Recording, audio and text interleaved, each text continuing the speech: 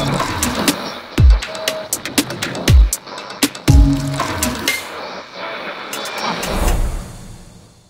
guys, hope y'all good. What's up? What's up? I'm Lainey. And I'm Jay. We're going to talk about today. We are going to talk about... Disgusting. Is it going to be the Ghostbusters? It's going to be the Ghostbusters. Okay, it sounds like you kind of liked it. Not really. So let's talk about it. You really want to talk about it? All right, we'll talk about it. Better question is, what's inside of it? I remember when I was a kid, I used to watch the first Ghostbusters, and I was so excited to watch it. Mm-hmm. The theme song, oh my god, the theme song was the shit back then. And just going into the cinema for the first time to watch it, just to see, you know, the Ghostbusters action and trapping ghosts and all of that. It kind of bring this kind of vibe to me, and I mean, back then, I was kind of excited. Now that I'm grown old, it's like a bit different. It's like a different feeling. It's like knowing that I'm a hardcore horror movie fan. Like, I love screams and blood and guts. You already know that. So, you know, I was watching it. There's a lot of things I critique about this that just didn't rub me the right way. I rubbed me really bad. Really? Yeah, really. Talk about the bad rub. The story is definitely not made for hardcore horror fans. Okay. I think the movie was entirely made for hardcore Ghostbusters fans, which regardless of how it is. To me, it still feels like this kid movie that every kid wanna go watch. I mean, if it's fine, it's good, but because, as I say, you know, because I'm older, you know, the horror part of it is just not my style anymore. So, I mean, this probably might be good for people who have kids, you know, just want to go and watch something. Oh, like us. Yeah, but nah, I love. You want to be scared. I get it. Yeah, I want to be scared. You know what I mean? But I'm not saying that this is a bad movie. I'm just saying that this is just not my style. The direction for the main character, I think her name was McKenna Grace. The direction for her, I just didn't like it. I mean, that's the actress name. The actress name. Yeah. I just didn't like it. Her character, I didn't like it. Just this thing where he's so obsessed to die, or to have that feeling of being a ghost, some shit like that.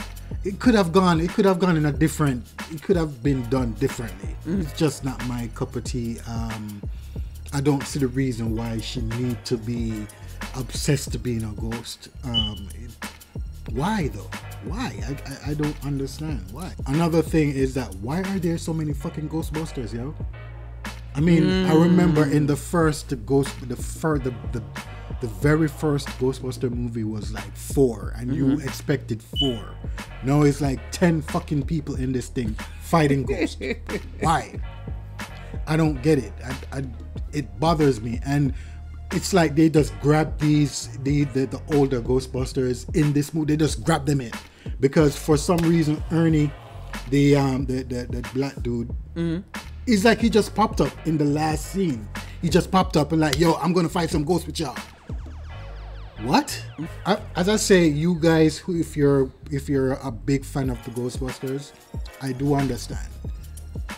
In my sense, I'm looking at it from a adult perspective. You know what I mean? Like, being that I'm a hardcore horror fan, I'd prefer something more scary, since it's called a Ghostbuster. You know what I mean? But if you probably might be thinking differently in terms of the tone of it, all of that, I understand, you know, but this is just my thing, you know. I don't see the reason why you're involving the older cast of the original movie.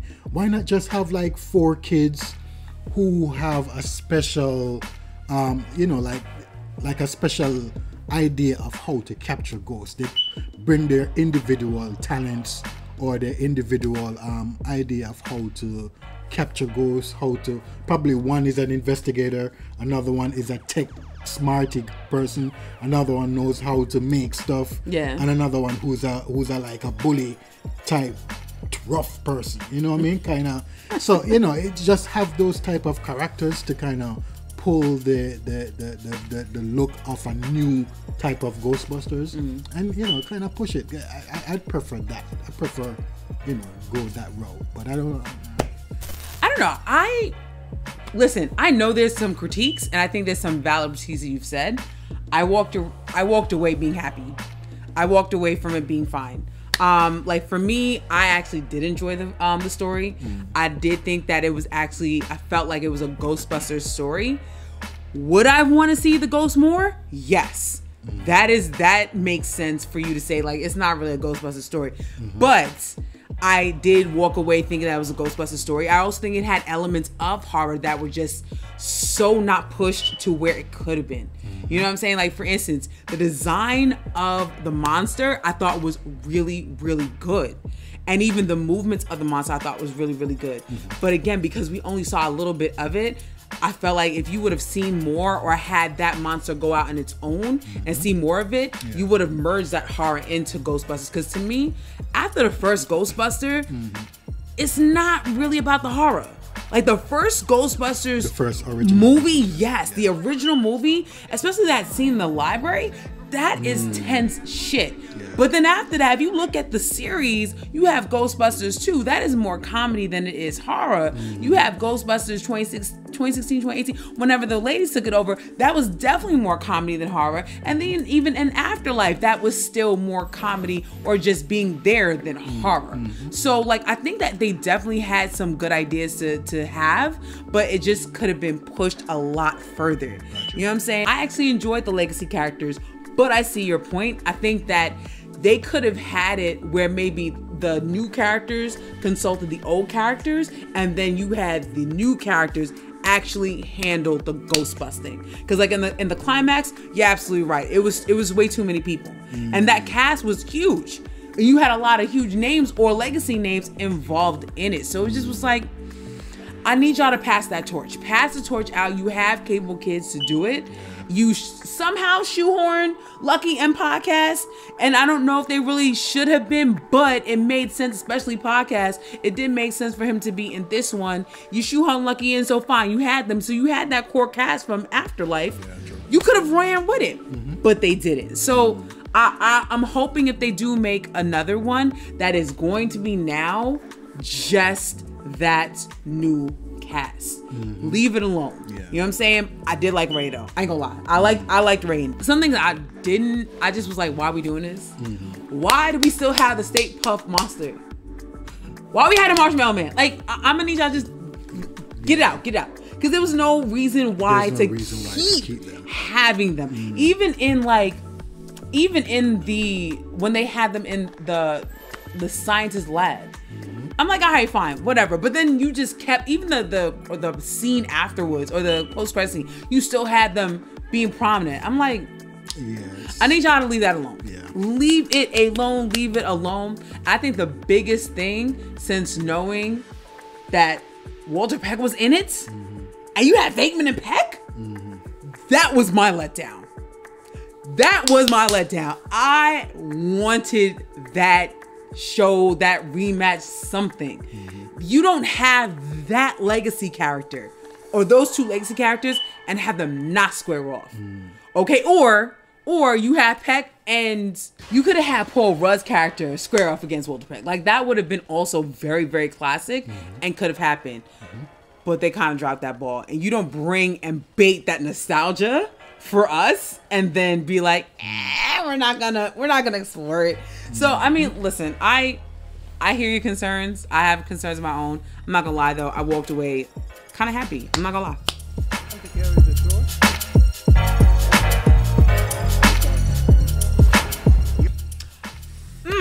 I mean, actually the acting was fine for me. Oh, okay. The acting was fine for me. I thought McKenna Grace, as I want a little bit more emotion from her, but I take that back. I'm actually thinking about Afterlife. She actually had a lot more emotion in this one too. So no, I'm gonna say she was pretty good. I actually loved Ray's inclusion in this more than anything, Dan Aykroyd. And I think everybody else was just fine. I will say that they gave too much comedy, and I know that's why he's there. But I felt like it was distracting, even for another part of the movie, which we will talk about later. Was I'm sorry if I'm saying your name. You know what I'm about to say. Kumail Nanjiani. Okay, I am so sorry. I just murdered your name if I did. But as a talented actor that he is, and also like with his comedic chops, they wrote too much for him.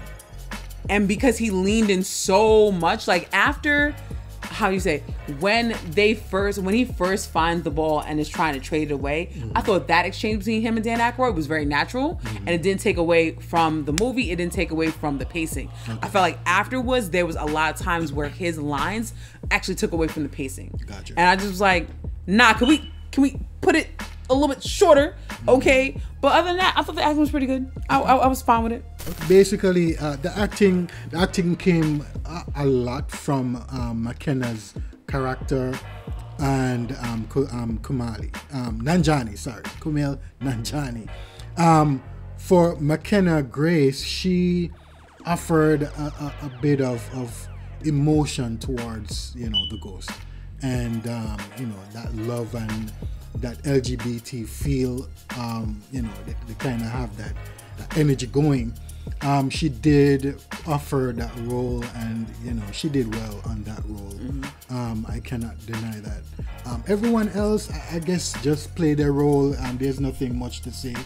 Kumail Nanjiani, he reminded me of Rick Moranis in the original Ghostbusters, in some sense, because they had that kind of energy that it's like they played it's like they played a very important part, and they're trying to like make it comedic for the time that they're embracing that part. You know what I mean? So he kind of remind me of Rick Moranis' role in the original, but I can give it to Nanjiani for that. He did well. Overall, everyone else, as I say, just rolled along with the punches, and everything just flowed.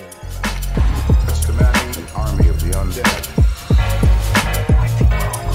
The action for the movie pretty much, as you know, and before I get into the action, for most of the movie, I think about 30 minutes into the movie, I was sleeping like a bitch in the movie. I can see that. Yeah, I was. I can see that.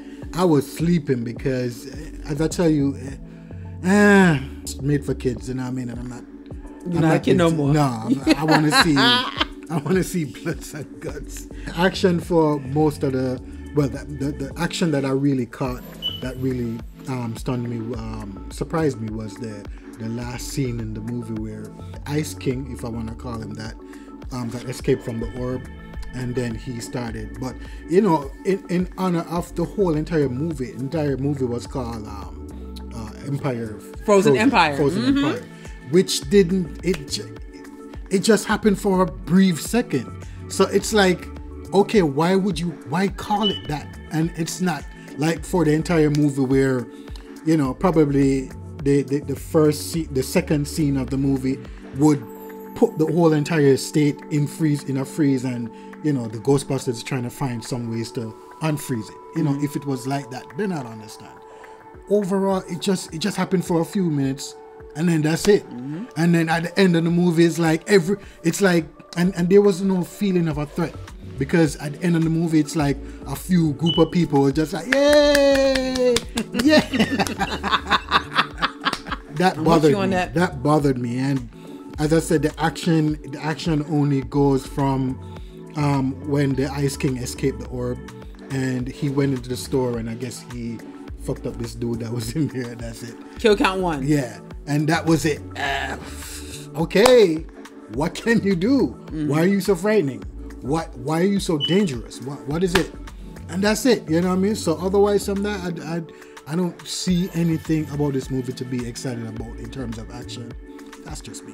I'm totally gonna agree with you because especially when you see the trailer sells you on the concept of Frozen Empire. And so you go into it seeing and wanting that. Yeah. And you don't really get it. And the one thing I will say in contrast is that they did take their time to develop getting to that point. Yeah. But because they took so much time developing to get to that point, you don't really get the feel of being in a Frozen Empire or even the impact. Because the impact is so straight away null and void. Like it's not even time. It's like once he's done, oh, everyone, like you said, everyone's clapping. It didn't feel like the threat was really a threat. I will say also is that like because there was a lot of exposition dumps, that also stopped all the action in its tracks, including in the climax when say his name again. I was practicing Nanjani. Okay, when Nanjani was doing his thing, there was a time where he literally stopped the action to do jokes, and I'm like, who thought that was a good idea? Like you're in the middle of the freaking climax. Who thought that was a good idea?